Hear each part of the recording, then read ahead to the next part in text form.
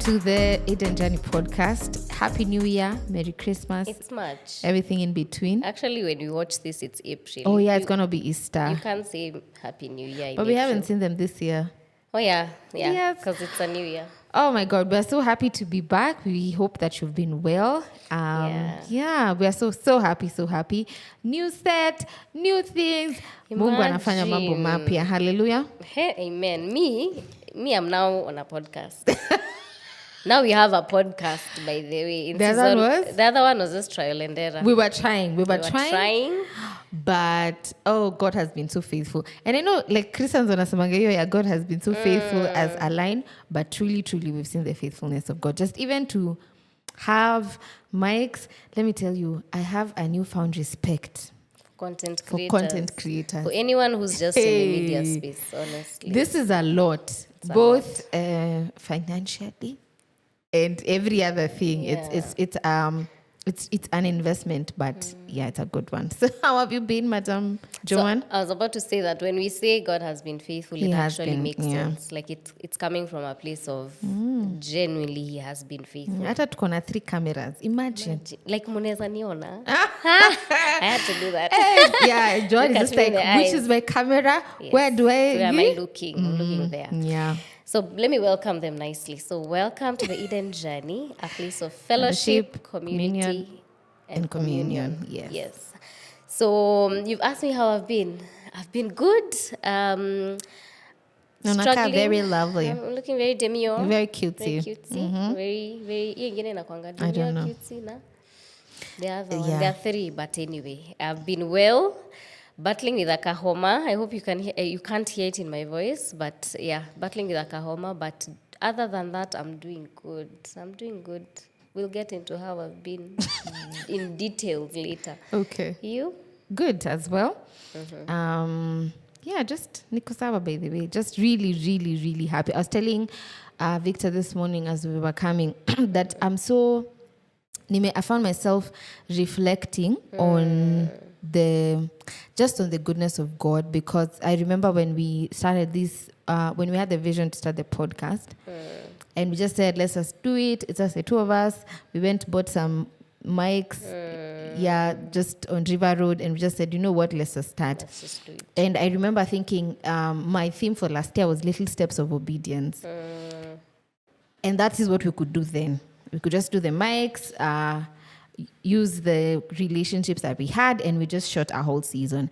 But as we were coming this morning, just to think, now we have, unajua ukiona hizi mics, unajua watu wako na podcast, by the way. Hey. And the cameras. Okay, I wanted to tell you we changed our logo to just like have a Joanne even also changed our logo mic, because now we have podcast mics, you know. Yes. It must reflect everywhere. The aesthetic. Yeah. So just thinking there's now a whole crew behind the cameras.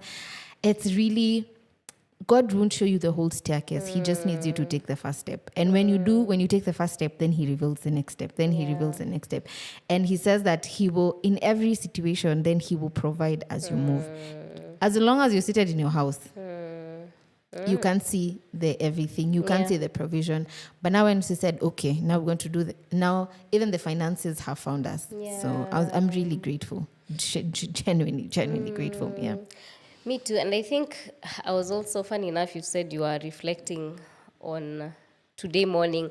I think the one thing that stood out is a newfounded respect for you.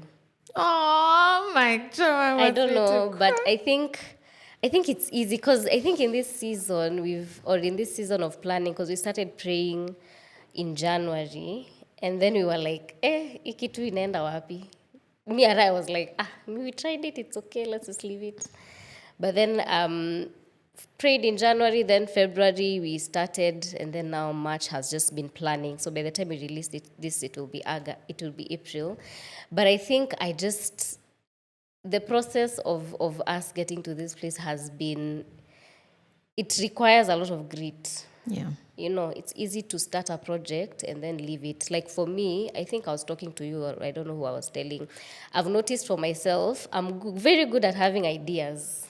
I can create an idea for you, na nikupatie, but you execute. Me, I'm not there. So I start ideas, I start things, and then midway I get bored or it gets hard, and I'm just like, achana nayo. But I think you never allowed us to drop the ball at any point. So I just started, like, I was like, yeah, I feel very blessed and very, how is it called? There's a word I'm looking for, but I feel very at an advantage to have you as a friend and as a partner in this project, because I was like, anyway, I just had a new. It's like I saw you in a different light, because we've been friends for so long, almost 8-9 years. But I was like, the level of commitment that you've had for us to get to this place, and even the ideas. Like, I would share ideas with Daisy, and I'm texting namwambia tufanye hii. And you'd never be like, of course, sometimes you'd be like, yo, haiwezekani. Like when we wanted to have a photo shoot in Karura to match the Eden. Joanna anasema sisi ni wa Eden, tuende kwa bushes. Why we go to the bush? Tuende Karura, so Not that to we the have bush. the aesthetic. It's Not aesthetic, the bush, though. the Eden. But there are some you are like, but there's a way in which, even in you being like, no, let's not do that, you are very, like, you just kept us on course with the vision. So I don't know. There was a day I was just like, I'm so grateful for Daisy. Like, I'm so grateful for you. I'm grateful I feel blessed, and I feel at an advantage just doing this journey with you. And I think it's also revealed a new level for our friendship. Yeah, it has. Because it's not just been, we are friends. It's also been, it's created vision or purpose for our friendship, so that there's a common purpose on the journey. Yeah. So I think that's been my general feel in this That's season. so nice. Yeah. Oh, I was like, I won't tell you. I'll if I tell was you an on emotional camera. person, I'd be on the You're ground. not emotional? No, I'm not. Oh, it's not like me. Me, I cry. Yeah, tungekuwa tunaokota. I cry Joanne. on demand. Joanne, even she's crying. Remember that day you were crying? Were you crying in the matatu? Yeah. I cry everywhere. Okay. So I walk around with tissues and everything. Yeah. But yeah, I think it's just been an amazing season. So just getting into season in terms of the general time of planning, but also getting into this season too. Yeah. What I think maybe to just speak on what you said, I think one of the things that's very important even in partnerships, and thank you for saying that, is you find I think I'm learning also, even like in the marketplace or even in church, partnerships that work are partnerships that you build off each other's strengths. So for example, I've realized for you're very good with ideas. You just come, and for me sometimes it's very hard for me to, before I get out an idea, it might take a minute. But when someone brings me something and tells me this is what we're doing, my mind already goes very fast to, okay, this is what we can do, this is what we can do, this. And I found that is also my strength even in the marketplace. That when someone brings me something to do, they can bring as crazy an idea as they have. You're good at executing. Yeah, so I'll just sit down and think, okay, then now. But that's also, and I think we'll talk about it, but that's a muscle I've had to build. Because I used to feel bad because I'd hear people have ideas. And it's not that I don't have an idea, but I was like, wow, how did you think of that? About it? Yeah. I was like, hey, okay, wow, that's very, it's very nice. But I used to think, but now I don't have such ideas. But then what I realized is, as much as maybe the idea is not mine, God has now given me the grace to be able to execute and execute well. So yeah, that's a good one. I didn't know that, because I think it's worked even when we've been doing the planning for season 2. Because like you said, when we were getting into podcasting, we were just like, you feel like you have something to say. Yeah. Yes. Me, yes, let's do this. And then it started, and God revealed one step after the other. But I think now in season 2, we've been very, very intentional. Very. Extremely intentional in, okay, so what conversations are we going to have? What guests are we going to have? And all that. So it's brought that out. Yeah. Like, it's brought out the fact our that strengths, our strengths, exactly. And it's now, sometimes I have an idea, I'm like, mpaka niko like, hapana, that's too much. Let me just keep it to myself. And sometimes it can be very chaotic in my mind when I have ideas and I feel like we need to do them now. But I'm also appreciating that about myself, and also appreciating, your strength as well, and how they're able to merge and to mix together. So That's how we are here in season 2. How do you feel about this season? Very excited. Very new First things of all, you coming. didn't even want us to have seasons. Yeah, I'm still Getting used to the idea because I don't understand why we can just release episode. But tuonge adi the last episode or where the Lord will say now. It is over. But I also recognize the need for structure and boundaries and just a formulated plan. Because it's now when we decided, okay, we are doing season 2, then we asked ourselves, what do we want this season to have? To be about. Yes, then we're able to find, okay, this is a theme that we're doing. These are the people that we're bringing, which is something that we're doing this season. We're having guests on. Yes. It has allowed us to have parameters to work with. And also, one of the other things I realized when I was thinking about the seasons thing, it will allow us not to be overwhelmed because this space can also be very overwhelming. You want to put out content, you want to be consistent. And you constantly feel like, if I don't do this, then I think I'm feeling this area. But when we put the parameters of this is season 2, it's going to have this a number of episodes. It allows us time to reset, to just take a breath and decide, okay, we're done with this one. We can take a minute. We can rest. And so I'm coming around. Coming around to the seasons. I'm coming around to the seasons. But how do you Because I'm wondering, now we have to go season 20. Now. Yeah. Kata season 100. It's like a series. Yeah, like series, like movies. Yeah. So I'm ninakuwa convinced. Yeah. So this season is going to be so amazing. One of the things as we were praying that the Lord was showing us for us that we need to talk about is very foundational. Very foundational things, very foundational faith-based questions, and also questions of the questions that you have, but you don't know who to ask. Yes. Or if you ask, you don't know how they'll be received. So we're going to be doing a lot of that this season, pushing the conversation further, especially on matters of faith, because one of the things that we also realize, probably our demographic is very millennial, Gen Z, and now the Gen Alpha. So the questions that we have about faith, the questions that we have even about life, so that the questions we're trying to answer. And we realize for some of them, we're not as equipped. So we're bringing on guests who are, masters or a bit more experienced in the field. I like what you said about us having conversations that, answering some of the questions that you always want to ask, but you don't know who to ask. Yeah. I remember there was a post I think I put out on our IG, and I was like, we're answering questions you're afraid to ask your pastor. Or questions that are not answered on the pulpit. You might not really find a sermon about it, but then there are questions that people are asking about the faith. There are things that people, for example, even struggles with, I'm a Christian, but I don't feel like a Christian anymore, or I no longer believe. Those are questions we shy away from talking about in church. But the fact is that we are having more people living the faith every day. We are having more really people. Sad. It is. We are having more people who no longer believe in the church. People are asking, so why should I go to church? What's the role of the church? Even in the light of what happened in our country last year. We had almost like a revolution.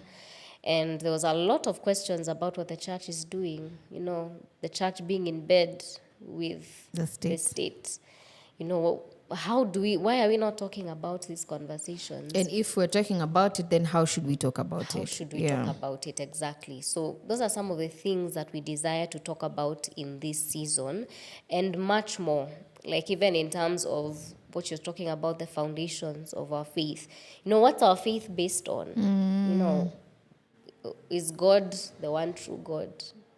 Do we have many other gods? Yeah. And then God is just like the ruler of other gods? Or is he the one true God? Questions that when confronted as a Christian, most Christians might not be able to answer these questions, or might be like, yeah, he is God, he's the only God. But then when faced with when faced with why, they can't answer because they don't know.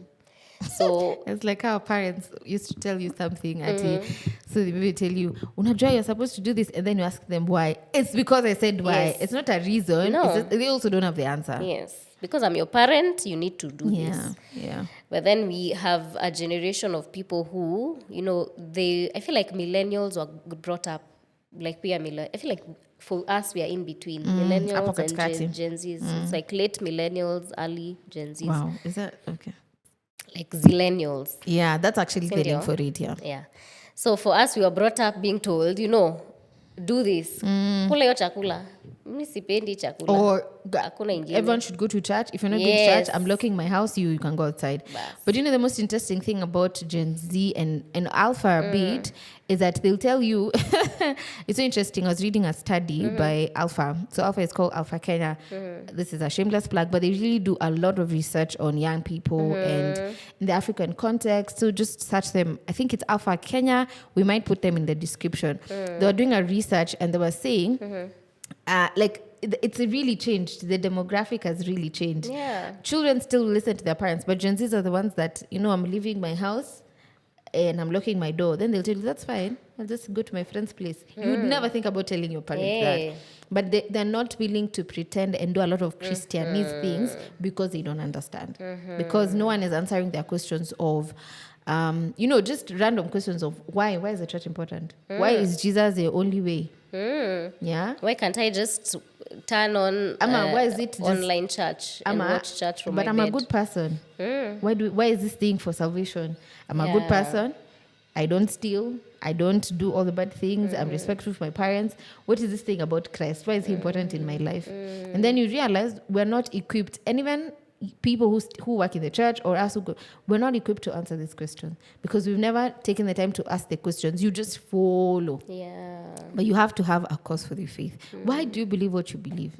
That if today I like these things on, I think it's on TikTok where there's a Christian and a Muslim and they're having a conversations. And I like how nowadays they've matured. There's no conflict. I don't know if you saw Mr. T's interview on, it's called Mic Check.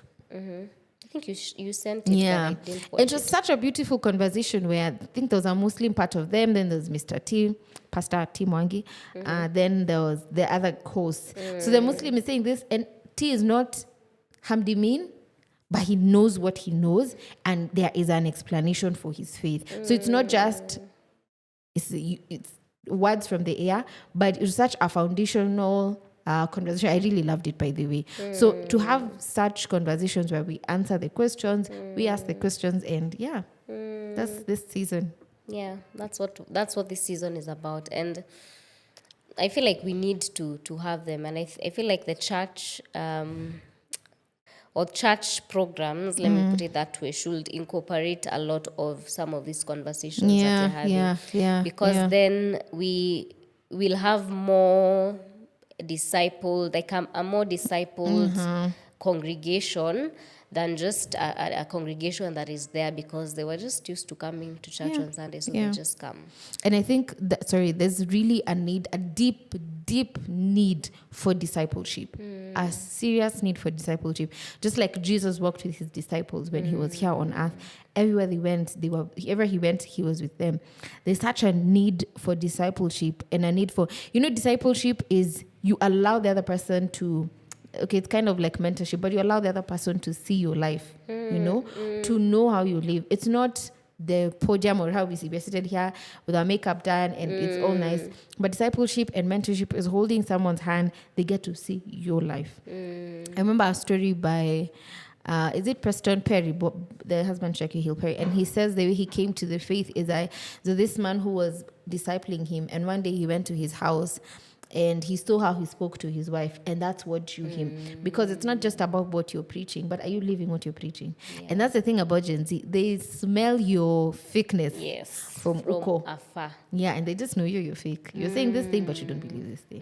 Yeah. And I think also when it comes to, you've talked about how, younger people these days are able to smell the fakeness. I think also it's even in the home. Yeah. Like for instance, okay, so your mom dragged you to church when you were small, or your dad, but you never saw them live out their faith. So even when we talk about, how, this is a touchy area, but even when we talk about pastors' kids, and we see how sometimes we have I PKs. saw it maybe yesterday. I was reading it to Victor. It says that pastors' kids they're the weapon fashioned against their parents' ministries, because the shege, the drama, the is drama, excess. the drama. But I think we should have some on. Yeah, we should who have maybe are an episode with pastors' kids, yes, and just I tell don't us know. what happens. That's very interesting, though. That and I think it's that duality of there's no consistency in character. That Yes. they are one way in church, But now it shifts when they come home, and the child is confused. And it's like, what am I supposed to believe? What is going on here? And you see that already that shifting of integrity and shifting of character is very confusing to a child. It's true. Yeah, and as they grow up, they don't know. So which side are we? The confusion. There's a lot of confusion, and therefore they become the weapon that is fashioned against their it. parents' ministries. I also feel like there's also, of course, we can't ignore the work of the enemy in terms in that. So genuinely, there is a hand of the enemy in terms of causing that, but also just the fact that I see you preaching in church, I see you on the pulpit, but at home you're mean to my mom, or you're abusive, or you're whatever, or your words don't match up to what you're saying. So those aspects of, I think that's one of the things that makes people draw away from church. Yeah. Because I'm seeing you go to church, but then I'm not seeing what is preached to transform you.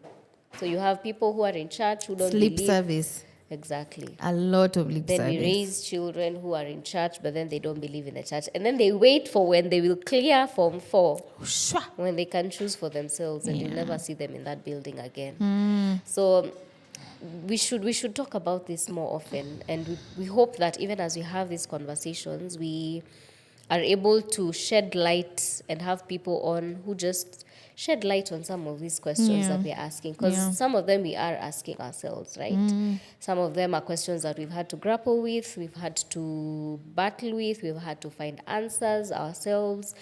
And there are some questions that you can't go to someone and tell them, by the way, I no longer believe. What do I do? Yeah. I'm that one is a struggling. big one. What do I do? That's a big one. The one for I no longer believe. So what do I do? What do I do? Yeah. Exactly. So, and I think also one of the things that's come up for us is also a desire for discipleship. I think as we were starting the Eden journey, we didn't know really. We were just like, let's just try it out. But the more we've done it, as season 2 has come, we're like, our core desire is discipleship. It's through this podcast, of course, and hopefully other avenues that the Lord allows us to use. But our desire is that even as you listen, that you don't just listen and then go away and just be like, I listened to another good podcast. Yeah. You go and reflect upon your own walk with the Lord. Yeah. And then it also bears fruit. The reflection turns you to Christ, and then you also allow the work of the Holy Spirit to bear fruit in your heart, and to produce fruit for your salvation. So, discipleship. And as you're saying about discipleship, this year NANET is doing the Advanced Conference. That's actually the theme. It's in April. It's in April, actually, if you are in Nairobi or just anywhere. Please come. It's on the 23rd and the 24th of April, 2025. It will happen at Hope Church, Lavington. And the theme is actually discipleship, leaving a legacy. So you are leaving a legacy and you shall leave a legacy. And it's so interesting, during the mapping out of phase, we're realizing that we're doing a lot of church, but we're not doing a lot of discipleship. And the tagline is having a Jethro, having a Jonathan, and having a Timothy. And it's so interesting to find that, like, for example, for you, if I could ask you, who is someone older that you're working with? In my faith, like intentionally. Yeah, intentionally. Well, for it to work, it has to be intentionally, Joanne. I don't think I have someone that I'm specifically working with. Or someone like I am accountable to in terms of my walk. Yeah. I don't think I've ever had any. I think I've just figured it out myself. You're figuring it out as you go. Yeah. And see, that's very dangerous, because There are things, you see, when you work with someone who's gone before, they're able to tell you there's a pitfall there, jump. Instead of you're just going through the phases of life, you know you have no one to help. And that's actually one thing we realize is that most people are just walking through life and they're growing just like trees. You know how a tree just grows? Yeah. But there is need for discipleship, and that's having a Jethro. Moses had, Jethro to help him through his walk. Paul had Timothy. Timothy had Paul, rather. And it's interesting to see the dynamic of it. And now Jonathan and David, they were friends in ministry. You know? Yeah. At least they encouraged each other. And one of the things one of the things we realized is men are good friends in ministry. Women are not. We like finding two women that have worked together for years. My friend, it's an uphill task. Yeah, and my friend Ruth and I were asking each other, why is this a problem? Like, is it that now once we go into ministry, we get married, is it that we drift apart? But why is it that men are staying? Because men, they tell you they're friends. They've been friends for 15 years, 20 years. They were youth pastors together. Then this one became a senior pastor. This one became a bishop. They're still friends.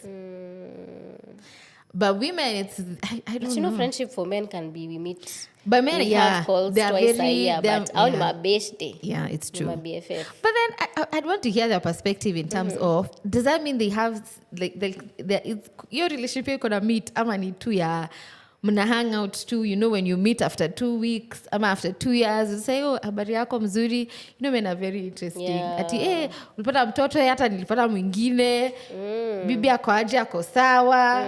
But are we really, because I don't think you can do discipleship from a distance. I don't think it's possible. Yeah. There has to be that close working together vizuri.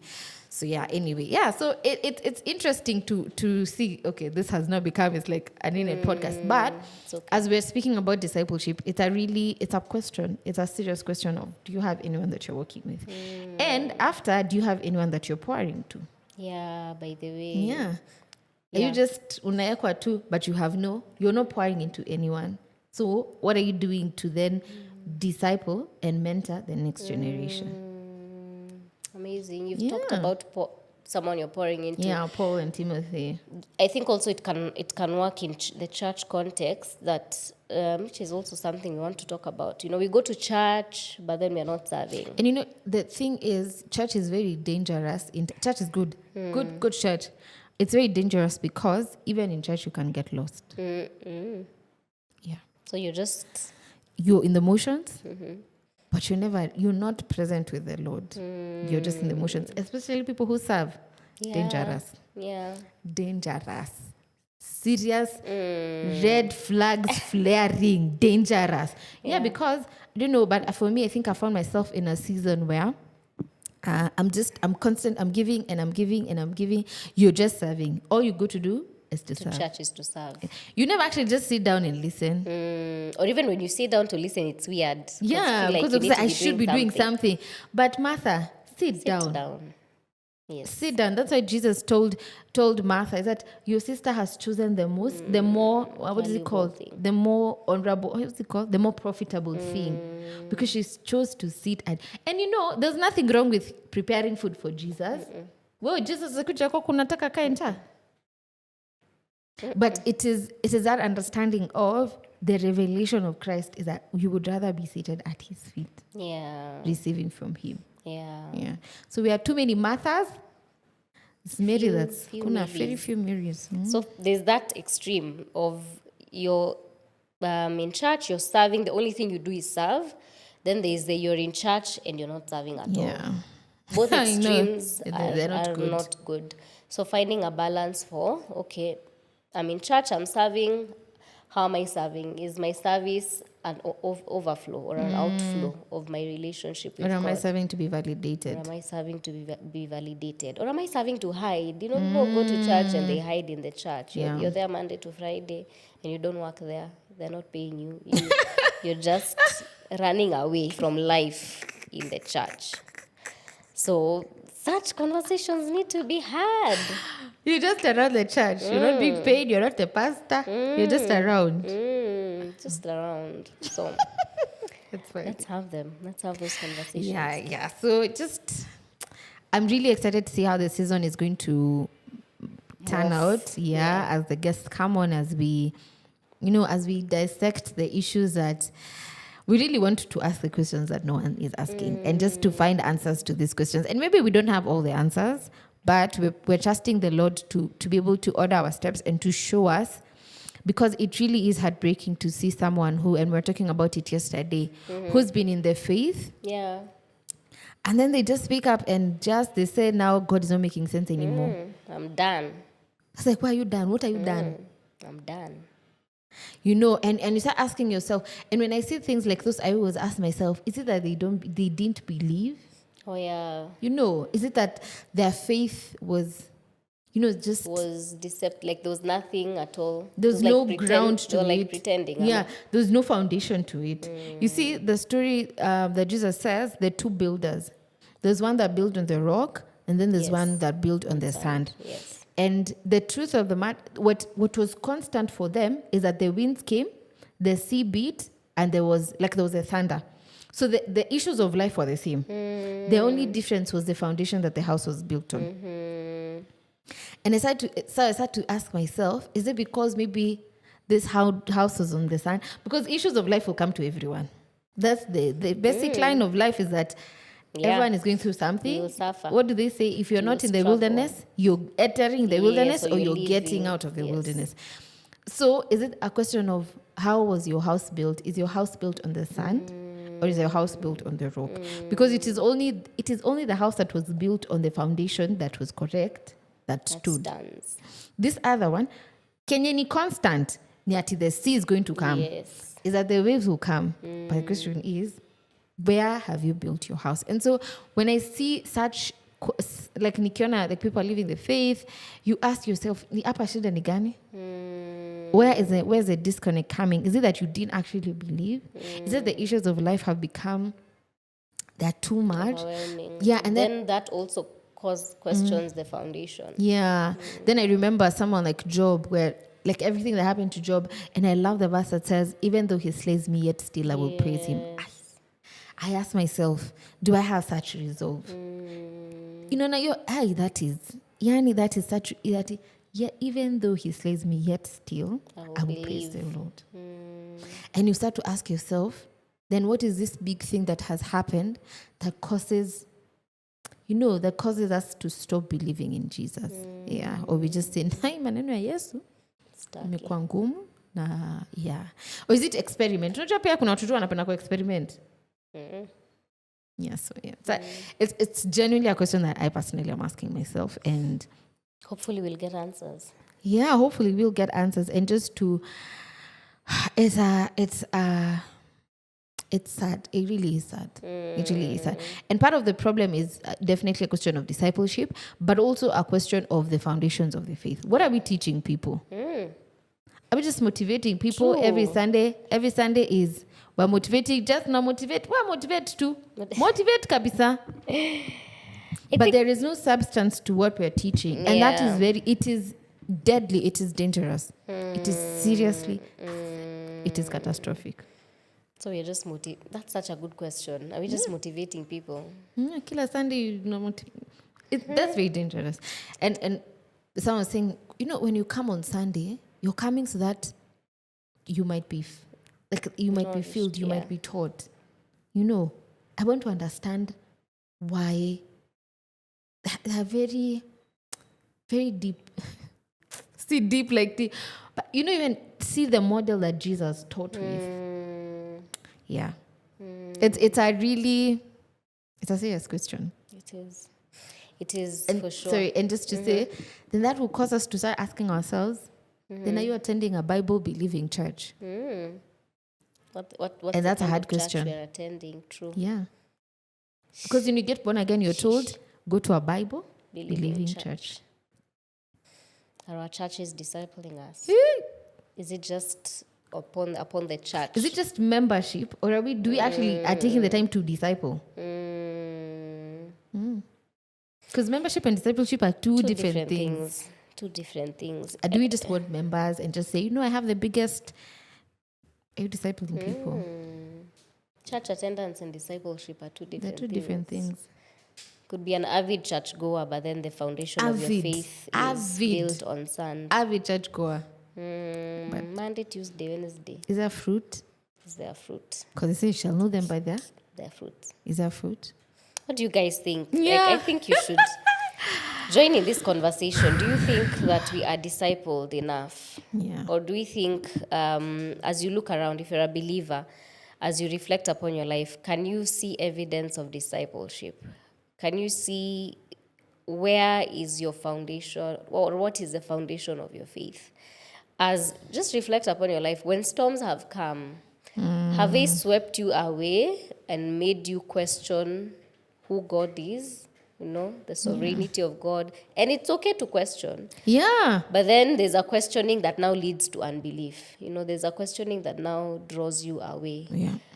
Has the shaking of the storms of life, have they come and then now they have caused you to look for alternatives, other solutions? Kwanza, that one for alternatives. Maybe this one, let me just find it. Let me do it for myself. Kwanza, that one for God helps those who help themselves. Where is it in the Bible? Show us. Comment where it is in the Bible. Yeah. And for a long time you can think, but this looks like it's true. Yeah. It's like, let me help out God. Sisemi ati hakuji, but let me just prop kidogo. Yeah. We're chill to happen. It's like we wear him, we leave him. Yeah. When things are not pick working and choose out. We pick and choose when God is relevant in our For lives. sure. Yeah. For sure. So There's such a duality. Duality in when we decide to apply our faith and not. Hey, questions we want to ask and hopefully answer in this season. But join in the conversation in the comments, in the chats, on our Instagram, on DMs. You know, tell us what do you think about what we are saying about church attendance, about discipleship, about questioning the faith, about there are so many things we want to talk about. Yeah. And we want to hear from you what you think about it or what your experience has been. Yeah. And we're not questioning in a way of pointing fingers at the church has not done this, the pastors have not done this. No, definitely no. We want to find, it says, come, let's reason together. Perhaps there is a problem and there is a solution to the problem. So what is the solution? Can we be part of the people that provide the solutions to the questions that people are asking? Because one thing we cannot deny is that there's a need. A disconnect. Exactly, that's actually the word. There's a huge disconnect. And I think it's also important to say that we believe in the church. Hallelujah. Like we've grown up in church. Yeah, we serve in the church. Yeah. Personally, I genuinely love the church. I love the body of Christ. I love serving in church. I absolutely love. Like I know for this season I moved towns. So the town that I'm now in Nairobi. So I've plugged into a church, but then I'm not serving. Coming from a place of always serving now, it's good. It's a breather. It's taken time to reflect and assess my walk with Christ. But I long for when now I can go Communion, back to serving and just that. So we do love the church and we do love ministry. We do love people in the church. It's just like, let's have these conversations because we cannot ignore that there are people who are having these thoughts and these conversations. And you can't say, I love Jesus, but I don't love the church. You can't love the husband and no. Also something we should Christ talk about. This is his church. It's his church. You can't take Christ away from the church. No. This is his church. It's his body. He died for the body. He died for this church. Is it messy? Definitely. Because it has people. Anywhere where people are, ukisheka, people in the mix. No, drama. Drama is excess. Yes. I'm really using that word because I met someone amazing who now says drama is excess. But we're not. It's not a cancel. It's not a cancel. It's not. No, definitely no. Whatever. No. Yeah, but we need to bring some sanity to it. There's a lot of madness that's going on. True. Yeah. So we're just praying that the Lord will help us. I just felt this. If you feel like you can come on and help answer some of these questions, please feel free to shoot a DM to go Instagram, na TikTok, na Facebook. Joanne said we have to do Facebook. She's holding. You're the one. What did you say about Facebook? She's the aunt. Who? who no one likes. No one likes, but But it's everyone has always to in put every up with. event. You just have to put up with them, but no one likes them. And so John said, and then TikTok is, what is about TikTok? Is anti-Waharia. Anti-Waharia, the Yeah. bougie. The No, bougie- that's Instagram. Oh, that's Instagram. And TikTok is? TikTok is just like the person who never cares, but everyone the person just everyone wants to be around. Yeah, but never bothers. Like, Yeah, it's like if you do it or not. Yeah, So but- tuko kwa hizi zote, all the aunties, we are represented. So we're on TikTok, Instagram, and TikTok, Instagram, and what? Facebook at The Eden Journey, and on YouTube. Please share, subscribe, and like. What else? on Spotify as well. Yes, we are on Spotify, and we are happy to announce the audio will be so much better. We are so happy. Yes. Mtatusikia ndani ya roho. Kabisa, so as you're driving, as you're doing the dishes and all the other things of life, please feel free to engage us. Yes. Yes, you can even just talk to any of us on our individual pages, but we're definitely, we really want to have this conversation and allow it for it to be enriching and to be for growth, and as you said, not for cancel culture. For sure. Yeah. Thank you for watching our first episode. This was more like an intro visual It casting is. episode. And we'll see you on the next one. Bye.